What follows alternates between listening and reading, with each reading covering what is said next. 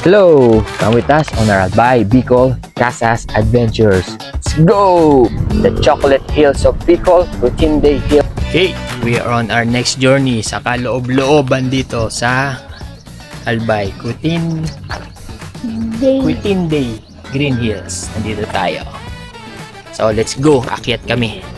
This is like Chocolate Hills. Of Albay, the Chocolate Hills. Not Ipinyan. It's not Ipinyan. Hello. Tatlo po kami. Taga saan kayo, sir? Rizal. Sir, ay similar ng Bohol. Oo nga. Kalukalike sa mini Bohol. So magkano po babayaran namin? Yes, sir. Okay. Adult 70. Ilang taon si Buboy? 10. Oh, 40. 40. So dalawang 70, isang 40. Counter, sir. Okay. Oh no, we're gonna climb up here. We're gonna climb up the Chocolate Hills of Albay. Wait. Hala ko madali lang to. Hindi pala. You thought this was the hilltop? Yeah.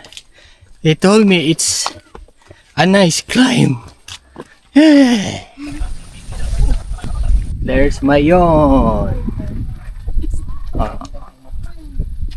There's the mini Chocolate If Hills. you go up there, you can see a higher view. Yeah. But this is enough.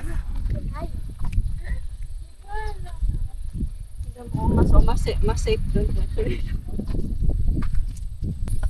The horizon. There's Mount Mayon. There's a higher view deck, but that's too far for us. So hanggang dito na lang kami sa first level. Yan. Ganda. Taas din na rin ang nilakad namin eh. Oh. Ayun. There's Nikolai coming towards me. There's the other view deck there. Let's go, let's go, let's go, let's go.